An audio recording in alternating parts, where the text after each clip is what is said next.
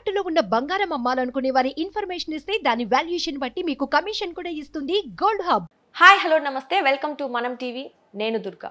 ఎప్పటి నుంచో తెలుగు ప్రజలందరూ ఎదురు చూస్తున్నట్లుగా ఎన్టీఆర్ గారికి భారతరత్న ఇవ్వబోతున్నారా? అది కూడా ఎలక్షన్ షెడ్యూల్ ఇవ్వక ముందే ఇచ్చే అవకాశం ఉందా అంటే అవుననే వార్తలు వస్తున్నాయి. అయితే దీని గురించి పూర్తి వివరాలు తెలియజేయడానికి మనతో పాటు ఉన్నారు ప్రముఖ అనలిస్ట్ అప్పసాని రాజేష్ గారు. ఇప్పుడు వారితో మాట్లాడదాం. సార్ నమస్తే. సార్ నమస్తే. మనకి తెలుస్తోంది ఏంటి అంటే ఎన్టీఆర్ గారికి భారతరత్న ఇవ్వబోతున్నారు. అది కూడా వీలైనంత తొందరగా ఎలక్షన్స్ షెడ్యూల్ ఎప్పుడైతే రిలీజ్ చేస్తారో దానికన్నా ముందే ఇవ్వబోతున్నారు అనైతే మనకు వార్తలు వినిపిస్తున్నాయి. అలాగే ఇది కూడా ఎందుకు అనే రీజన్ మనం చూసుకున్నట్లయితే ఇంతకుముందు ఎప్పటి నుంచో వినపడుతున్నప్పటికీ దాని గురించి ఎవరు ప్రస్తావించలేదు. కానీ టీడీపీ, జనసేన, బీజేపీ పొత్తు కుదిరింది, అది కన్ఫర్మ్ అయింది అన్న తర్వాతనే ఈ వార్తలు వినిపిస్తున్నాం. అంటే ఈ పొత్తు వల్లనే కేవలం అవార్డు వస్తుందంటారా, లేకపోతే అసలు ఆయనకి ఉన్న అర్హతలు ఏంటి, ఎందుకు ఇన్ని రోజులు లేట్ అవ్వడానికి కారణం ఏంటి సార్? అంటే ఈ టైమింగ్ గమనించుకుంటే తెలుగుదేశం, భారతీయ జనతా పార్టీ మరొకసారి ఎన్నికల్లో సైజ్యతోటి ఎన్నికలకు వెళ్ళాలి, కూటమిగా పోటీ చేయాలని చెప్పని ఒక నిర్ణయం తీసుకున్న సమయం సందర్భం మనకు తెలిసిందే. ఇప్పుడు ప్రకటన ద్వారా అనేది రాజకీయ ప్రేరేపితమైన ప్రకటనగా దాన్ని అంటే ఆ ప్రకటనని స్వాగతించలేని వాళ్ళు దానికి అటువంటి వ్యాఖ్యానం చేసినా కూడా ఏ రూపంగా అయినా సరే ఎన్టీ రామారావు గారికి భారతరత్న ప్రకటించాలి అనేది సగటు తెలుగువాడి కోరిక. గత సంవత్సరం వారిది 100వ జయంతి ఉత్సవాలు పూర్తయిపోయినాయి. సహజంగా అందరూ ఆశించింది ఏంటి అంటే వారి 100వ జయంతి సందర్భంగా కేంద్ర ప్రభుత్వం ఒక స్పష్టమైన ప్రకటన చేస్తుందని చెప్పని ఆశించారు. కానీ కేంద్ర ప్రభుత్వం వైపు నుంచి అటువంటి విధాన నిర్ణయం జరగల. ఈ సంవత్సరం దాదాపుగా ఎల్కే అద్వానీ గారి నుంచి మొదలుపెట్టి కర్పూరి ఠాకూర్ గారి వరకు 5గురికి భారతరత్న ప్రకటించడం జరిగింది. ఆ సందర్భంలో అయినా సరే ఎన్టీ రామారావు గారిని పరిగణలోకి తీసుకుంటారు అని చెప్పని ఆశించారు. ఎన్టీ రామారావు గారిని పరిగణలోకి తీసుకోవాలి. అంతకుముందే వాళ్ళంటే వివిధ రంగాల్లో నిష్ణాతులుగా ఉన్న వాళ్ళకి భారతరత్న ప్రకటిస్తారు, కానీ రాజకీయ నాయకులకి భారతరత్న ఎవరు అనేవాళ్ళు. కానీ ఇందిరాగాంధీ గారికి, రాజీవ్ గాంధీ గారికి అటువంటి రాజకీయ నాయకుల ద్వారా పదవి అలంకరించిన మేబీ వాళ్ళు అంటే వాళ్ళ జీవితాలు విషాదాంతకరంగా ముగిసుండొచ్చు. ప్రధానమంత్రుల హోదాలో, మాజీ ప్రధానమంత్రి హోదాలో హత్యగామి పడి ఉండవచ్చు. కానీ వారు కూడా రాజకీయాల నుంచి ప్రాతినిధ్యం వహించారు. అయినా సరే వారిని పరిగణలోకి తీసుకున్నారు.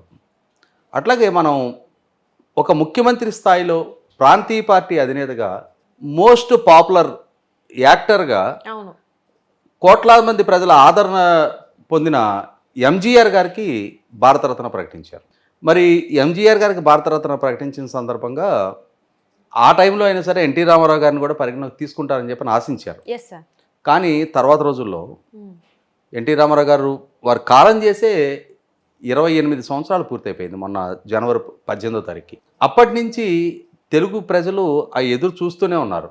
గత సంవత్సరం వారి 100వ జయంతి సందర్భంగా నేను కూడా ఆశించా, అంటే ఎన్టీ రామారావు గారిని అతి సమీపం నుంచి చూసిన అభిమానులుగా, సగటు తెలుగువారుడిగా, తెలుగువారి ఆత్మగౌరవ నినాదాన్ని దేశవ్యాప్తంగా ప్రతిధ్వనించిన నాయకుడిగా, తెలుగు జాతికి మద్రాసి అనే ముద్ర నుంచి ఆంధ్రప్రదేశ్ అనే ఒక ఐడెంటిటీని ప్రపంచానికి పరిచయం చేసిన నాయకుడు ఎన్టీ రామారావు గారు.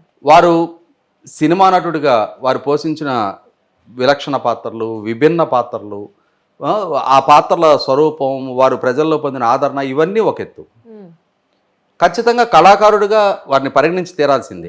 కానీ ఒక రాజకీయ నాయకుడిగా ఒక ప్రాంతీయ పార్టీని స్థాపించి 9 నెలల్లో దాన్ని అధికారంలోకి తీసుకొచ్చి అంతకుముందు ఎటువంటి పూర్వ రాజకీయ అనుభవం లేకున్నా కూడా రాజకీయాల్లో ఎన్టీ రామారావు గారు విప్లవాత్మకమైన మార్పులు తీసుకురావడం జరిగింది. జాతీయ స్థాయిలో కేంద్ర ప్రభుత్వం 2-3 సంవత్సరాల క్రితం తండ్రి ఆస్తిలో ఆడపిల్లకి కూడా సమాన హక్కు ఉంటుంది అని చెప్పని ఒక చట్టం చేసింది. కానీ ఎన్టీ రామారావు గారు 1985లో ఆంధ్రప్రదేశ్ రాష్ట్రంలో ఉన్న మహిళలకి ఆ హక్కు కల్పించారు. అంటే వారు అమలు చేసిన చట్టం దేశం అడాప్ట్ చేసుకోవడానికి 30 సంవత్సరాల కాలం పట్టింది, 30 సంవత్సరాల పైన కాలం పట్టింది. అంతటి విప్లవాత్మకమైన నిర్ణయాలు తీసుకున్న నాయకుడు ఎన్టీ రామారావు గారు. వారు మహిళలకు ఇచ్చిన ప్రాధాన్యత, పద్మావతి మహిళా యూనివర్సిటీ ఏర్పాటు చేయటం, మహిళలకు ఆస్తిలో సమాన హక్కు కల్పించడం, అదే సందర్భంలో బలహీన వర్గాల వారికి స్థానిక సంస్థల ఎన్నికల్లో మొట్టమొదటిగా రిజర్వేషన్ కల్పించిన నాయకుడు ఆయన. అట్లాగే సమాజంలో పరిపాలనా సంస్కరణలు తీసుకురావాలి అని చెప్పని అప్పటి వరకు ఉన్న తాలూకా సమితుల స్థానంలో మండల వ్యవస్థను తీసుకొచ్చి 10-15 గ్రామాలకి సెంట్రలైజ్డ్గా, అంటే పరిపాలన డీసెంట్రలైజ్ అవ్వాలి అని చెప్పని, ప్రజల ముంగిటికి రావాలి అని చెప్పని, ప్రజల సమీపంలో అన్ని ప్రభుత్వ కార్యాలయాలు ఒకే ప్రాంతంలో ఉండాలి, ప్రజలకి పరిపాలన అందుబాటులో ఉండాలి అని చెప్పని మండల వ్యవస్థని తీసుకొచ్చి దాదాపుగా వారు అమలు చేసిన ఆ మండల వ్యవస్థ ఈరోజు కూడా సక్సెస్ఫుల్గా నడుస్తూ ఉంది. అట్లాగే రైతాంగానికి హార్స్ పవర్కి 50 రూపాయలు కరెంట్ ఇవ్వడం జరిగింది. Yes sir. అన్నిటికన్నా ముఖ్యంగా పేదవాడి ఆకలి కనిపెట్టి 2 రూపాయలకి కిలో బియ్యం ఇవ్వడం అనేది ఒక విప్లవాత్మకమైన మార్పు ఆ రోజు. ఎస్ సార్, అవును. అలాగే సమాజంలో పరివర్తన కోసం ఆ రోజు ఆయన తీసుకొచ్చిన పటేల్ పట్వారీ వ్యవస్థ రద్దు తెలంగాణలో ఒక నిజమైన స్వాతంత్రాన్ని తీసుకురావడం జరిగింది. అదే సందర్భంలో రాజకీయ పార్టీ ఏర్పాటు తర్వాత కూడా ఆ రాజకీయంగా చదువుకున్న వాళ్ళకి, బడుగు బలహీన వర్గాల వాళ్ళకి అధిక ప్రాధాన్యత ఇవ్వడం జరిగింది. రాజకీయ వారసత్వాలు ఉన్నాయా, వీళ్ళు పెద్ద కోటీశ్వర్లా, ఇవేవి ఆయన పరిగణన తీసుకోవాలి.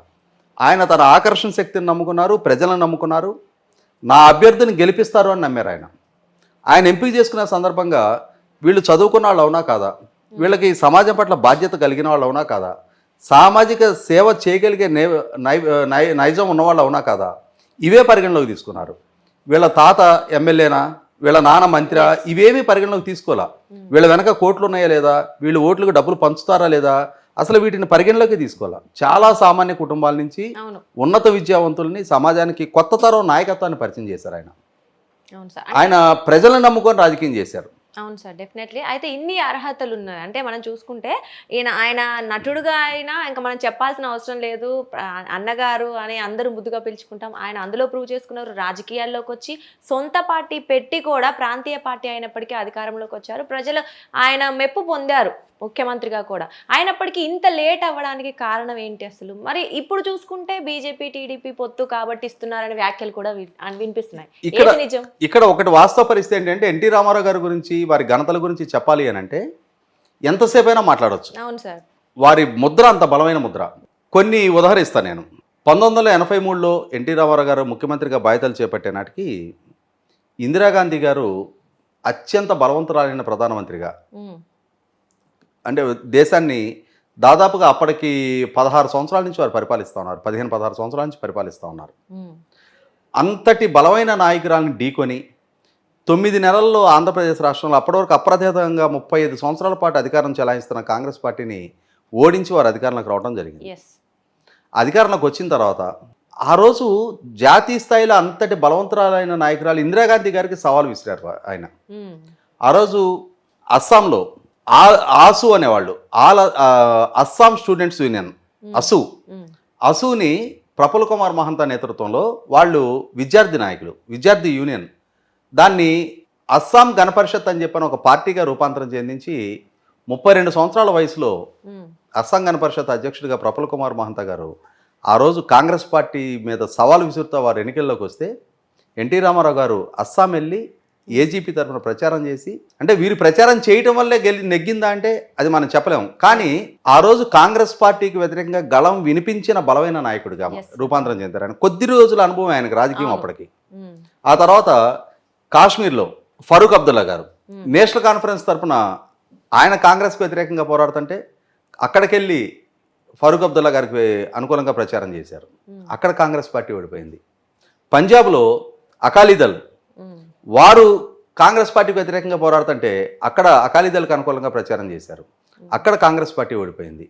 ఈ నేపథ్యంలో గ్రాడ్యువల్గా ఎన్టీ రామారావు గారు జాతీయ స్థాయి నాయకుడిగా ఎమర్జ్ అవ్వబోతున్నారు అనుకుంటున్న సందర్భం విజయవాడలో వారు స్వయంగా జాతీయ స్థాయిలో ఉన్న కాంగ్రెసేతర పక్షాల నాయకులందరినీ పిలిచి ఆహ్వానించి అక్కడ ఒక కాంక్లేవ్ కండక్ట్ చేసి ఇందిరాగాంధీ గారికి ప్రత్యామ్నాయంగా ఒక గొడుగు కిందకి ప్రతిపక్షాల నుండి చేర్చాలని చెప్పిన ప్రయత్నం చేశారు.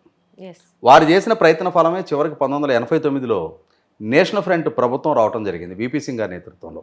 ఇక్కడ ఒక గొప్ప తెలుగుదేశం పార్టీకి దక్కిన గౌరవం ఏంటి అంటే ఎన్టీ రామారావు గారి నాయకత్వంలో 1984 అక్టోబర్ 31 తారీఖు ఇందిరాగాంధీ గారు ప్రధానమంత్రి హోదాలో ఉండగా వారిని హత్య చేయడం జరిగింది. ఆ హత్య జరిగిన తర్వాత less than 2 months October 31 Indira Gandhi గారి హత్య జరిగింది. డిసెంబర్ 27 పార్లమెంట్ ఎలక్షన్స్ జరిగినాయి. అంటే 2 నెలల లోపుగానే పార్లమెంట్ ఎలక్షన్స్ జరిగినాయి. ఆ ఎన్నికల్లో కాంగ్రెస్ పార్టీ ఇందిరాగాంధీ గారి హత్య తాలూకు సానుభూతి పర్యవసానం 400 పైగా స్థానాలతోటి కేంద్రంలో అధికారంలోకి వచ్చింది. కానీ ఆంధ్రప్రదేశ్ రాష్ట్రంలో మాత్రం తెలుగుదేశం, బీజేపీ, జనతా పార్టీ, కమ్యూనిస్టులు కలిపి కూటమిగా పోటీ చేశారు. ఇప్పుడు కమ్యూనిస్టులు, భారతీయ జనతా పార్టీ వేదికను పంచుకోవడానికి కూడా సిద్ధంగా లేరు ఇప్పుడున్న పరిస్థితుల్లో. కానీ ఆ రోజున అందరూ కలిపి ఒకటే కూటమి. 42 స్థానాలు ఉన్న ఆంధ్రప్రదేశ్ రాష్ట్రంలో ఈ కూటమి 35 స్థానాలు దక్కించుకుంది. తెలుగుదేశం పార్టీ 30 స్థానాలు దక్కించుకుంది. విశేషం ఏంటంటే 400 స్థానాలతో నెగ్గిన కాంగ్రెస్ పార్టీకి లోక్సభలో ప్రధాన ప్రతిపక్షం తెలుగుదేశం, ఒక ప్రాంతీయ పార్టీ. అది కూడా పెట్టిన కొద్ది రోజుల్లోనే 9 అంటే భారతీయ జనతా పార్టీ జాతీయ స్థాయిలో కేవలం 2 స్థానాలు దక్కినాయి. మొత్తం దేశం మీద భారతీయ జనతా పార్టీకి 2 స్థానాలు దక్కినాయి. మహామహులు అటల్ బిహారీ వాజ్పేయి గారు, ఎల్కే అద్వానీ గారు వంటి వారు కూడా ఓడిపోవడం జరిగింది. కానీ ఆ రెండులో ఒక స్థానం ఎన్టీ రామారావు గారితో అలయన్స్లో ఆంధ్రప్రదేశ్లో హనుమకొండ నుంచి జంగారెడ్డి గారు నెగ్గారు భారతీయ జనతా పార్టీ తరఫున. అంటే అంతటి పేరు ప్రఖ్యాతులు జాతీయ స్థాయి రాజకీయాల్లో కూడా బలమైన ముద్రేసిన ఎన్టీ రామారావు గారు నేషనల్ ఫ్రంట్ ద్వారా కాంగ్రెస్ పార్టీకి ఒక పెను సవాలు విసిరి కాంగ్రెస్ పార్టీని ఓడించి విపి సింగ్ గారి నేతృత్వంలో జాతీయ స్థాయిలో ప్రత్యామ్నాయ ప్రభుత్వాన్ని ఏర్పాటు చేయడంలో కీలక పాత్ర పోషించిన ఎన్టీ రామారావు గారిని ప్రాంతీయ నాయకుడిగా కూడా పరిగణించడానికి వీల్లేదు. వారిని జాతీయ నాయకుడిగానే పరిగణించి తీరాలి. అంతటి బలమైన ముద్ర వారి జాతీయ రాజకీయాల్లో చాలా చిరకాలంలోనే వారు జాతీయ స్థాయి నాయకుడిగా ఎమర్జ్ అయ్యారు. ఇటువంటి సందర్భంలో ఇప్పుడు ప్రజలు సంక్షేమ కోణంలో కూడా వారిని ఆలోచించుకోవాలి మనం. ఇవాళ దేశంలో అన్ని రాష్ట్రాలు అమలుపరుస్తున్న వృద్ధాప్య పింఛన్కి ఆద్యుడు ఎన్టీ రామారావు గారు. చాలా పథకాలు ఆయన స్టార్ట్ చేశారు. ఆ రోజు వారు మొదలుపెట్టిన 30 రూపాయలతోటి మొదలుపెట్టిన పెన్షన్ ఇవాళ ఆంధ్రప్రదేశ్ రాష్ట్రంలో 3,000 రూపాయలు ఇస్తా ఉన్నారు. దానికి ఆద్యుడు ఎన్టీ రామారావు గారు. వితంతు పింఛన్కి ఆద్యుడు ఎన్టీ రామారావు గారు. అలాగే ఆ రోజుల్లో జనతా వస్త్రాలు అని చెప్పని, అంటే పేదవాడికి కట్టుకోవడానికి ఒంటి నిండా బట్ట ఉండాలి అని చెప్పని, అదే సందర్భంలో రాష్ట్రంలో చేనేత మీద ఉపాధి పొందుతున్న కార్మికులకి ఉపాధి దక్కాలి అని చెప్పని ప్రభుత్వం చేనేత కార్మికుల దగ్గర బట్టలు ప్రభుత్వం బల్క్గా కొని రేషన్ షాపుల ద్వారా 25 రూపాయలకి చీర పంచా ఇచ్చేవాళ్ళు. సో ఇటువంటి వినూత్న కార్యక్రమాలు, సంక్షేమ కార్యక్రమాలకు ఆద్యుడు ఎన్టీ రామారావు గారు. 2 రూపాయలకి కిలో బియ్యం ఇచ్చిన, వృద్ధాప్య పింఛన్ ఇచ్చిన, వితంతు పింఛన్ ఇచ్చిన, రైతాంగానికి హార్స్ పవర్ కరెంట్ 50 రూపాయలకి అందజేసిన ఒక సంక్షేమ రాజ్యాన్ని, అంటే నిర్మోహటంగా చెప్పుకోవాలి అని అంటే అవినీతికి ఆస్కారం లేని ఒక రామరాజ్యాన్ని ఎన్టీ రామారావు గారు అందించారు.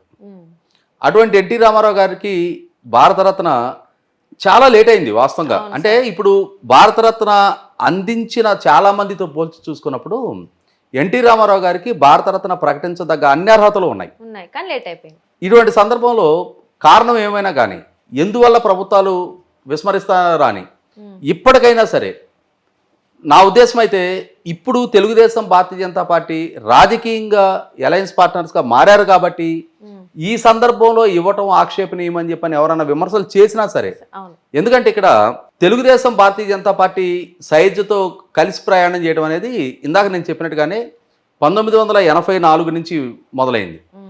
1983లో తెలుగుదేశం పార్టీ మొట్టమొదటి ఎన్నిక నెగ్గితే 1984 ఆగస్టు 16 తారీఖు రోజు ఇందిరాగాంధీ గారి ప్రభుత్వం, కేంద్ర ప్రభుత్వం, ఆ రోజు రాష్ట్రంలో ఉన్న కాంగ్రెస్ పార్టీ అప్పుడు గవర్నర్గా ఉన్న రామ్లాల్ గారి ద్వారా తెలుగుదేశం పార్టీలో అస్థిరత సృష్టించి ఎన్టీ రామారావు గారిని పదవిచ్యుతుని చేశారు. చేసిన సందర్భంలో వారికి స్పష్టమైన మెజార్టీ ఉంది, ఉన్నా కూడా వారి మెజార్టీని నిరూపణ చేసుకునే ఆస్కారం కూడా కల్పించకుండా నాదన్న భాస్కర్ గారిని ముఖ్యమంత్రిగా ప్రమాణ స్వీకారం చేయించారు. అటువంటి సందర్భంలో ప్రజాస్వామ్య పునరుద్ధరణ పేరిట దేశవ్యాప్తంగా ఉన్న ప్రతిపక్షాలు ఆ రోజు భారతీయ జనతా పార్టీ చాలా కీలక పాత్ర పోషించింది. జనతా పార్టీ తరఫున జయపాల్ రెడ్డి గారు, భారతీయ జనతా పార్టీ తరఫున వెంకయ్యనాయుడు గారు లాంటి, జార్జ్ ఫెర్నాండెస్ గారు లాంటి నాయకులందరూ కూడా ఎన్టీ రామారావు గారికి అండదండలు అందించి కమ్యూనిస్ట్ పార్టీలతో సహా రాష్ట్రంలో ఉన్న జాతీయ స్థాయిలో ఉన్న కాంగ్రెస్ పార్టీకి వ్యతిరేకంగా ప్రజల్లో నుంచి వచ్చిన ఉవ్వెత్తునెగిసిన ఉద్యమం తిరిగి ఎన్టీ రామారావు గారిని 4 రోజుల్లో ఆగస్టు 16 వారిని పదవిచ్యుతం చేస్తే సెప్టెంబర్ 16 మళ్ళీ తిరిగి వారిని ముఖ్యమంత్రిగా ప్రతిష్ఠించాల్సిన పరిస్థితులు సృష్టించారు. ఆనాటి నుంచి భారతీయ జనతా పార్టీకి తెలుగుదేశం పార్టీకి ఒక అవినాభావ సంబంధం ఉంది. తర్వాత 1984 ఎన్నికల్లో కలిసి పోటీ చేశారు, 1985 ఎన్నికల్లో పోటీ చేశారు, 89 ఎన్నికల్లో పోటీ చేశారు, 99లో కలిసి పోటీ చేశారు, 2004లో కలిసి పోటీ చేశారు, 2014లో కలిసి పోటీ చేశారు. మరి 1998 నుంచి 2004 దాకా ఎన్డీఏలో తెలుగుదేశం పార్టీ కీలక భాగస్వామిగా ఉంది. ఎన్డీఏ కన్వీనర్గా చంద్రబాబు నాయుడు గారు ఉన్నారు. రామారావు గారు 96లోనే కాలం చేశారు. తెలుగుదేశం పార్టీ భారతీయ జనతా పార్టీ కలిసి ఉన్న కారణంగానే ఇవ్వాలి అనుకుంటే ముందే ఇచ్చి ఉండొచ్చు. ఓకే 2014-19 మధ్య 2018 వరకు ఎన్డీఏలో తెలుగుదేశం అంతర్భాగంగా ఉంది. కేంద్ర ప్రభుత్వం అధికారంలో కూడా భాగస్వామిగా ఉంది. రాష్ట్రంలో భారతీయ జనతా పార్టీ తెలుగుదేశం కలిపి ఇక్కడ ప్రభుత్వాన్ని ఏర్పాటు చేస్తున్నాయి. రాజకీయ కారణాలతోటి ఇవ్వటం అనేది కనుక జరుగుంటే అప్పుడే ఇచ్చుండాల్సింది, ఇచ్చుండేవారు. కానీ ఇవ్వలేదు కదా. కాబట్టి సమయం సందర్భం కోసం ఒకవేళ వేచి చూశారు అనుకున్నా, లేదు ఈ సంవత్సరం 5గురికి ఇచ్చాము, ఎన్టీ రామారావు గారికి ఏం తక్కువ అని చెప్పని పరిగణలోకి తీసుకున్న అయినా సరే ఎన్టీ రామారావు గారికి కూడా ఇవ్వాలి అనేది 10-11 కోట్లు ఉన్నారు దేశవ్యాప్తంగా తెలుగు వాళ్ళు. ఇవాళ ఉభయ రాష్ట్రాల్లో కానీ వివిధ ప్రాంతాల్లో స్థిరపడి ఉన్న వాళ్ళు కానీ ప్రపంచవ్యాప్తంగా ఉన్న తెలుగు వాళ్ళందరినీ కలుపుకుంటే దాదాపుగా ఇంకెక్కువ ఉంటారు సంఖ్య. అందరి కోరిక రామారావు గారికి భారతరత్న ప్రకటించాలి అనేది, దాన్ని కేంద్ర ప్రభుత్వం పరిగణలోకి తీసుకుంటది అని ఆశిద్దాం. ఒక స్పష్టమైన ప్రకటన వస్తుంది అని ఎదురు చూద్దాం. ఎస్ సార్, మీరు అన్నట్లుగా నిజంగానే లేట్ అయితే అయింది, కానీ ఏదేమైనా విలక్షణ నటుడు, ఒక గొప్ప మహానాయకుడైనటువంటి ఎన్టీఆర్ గారు, మనందరం ముద్దుగా అన్నగారు అని పిలుచుకునే ఎన్టీఆర్ గారికి భారతరత్న నిజంగా రావాలని ప్రతి తెలుగు వాళ్ళు మనస్ఫూర్తిగా కోరుకుంటున్నారు. తొందరలోనే జరగాలని కూడా మనం కోరుకుందాం. Thank you sir.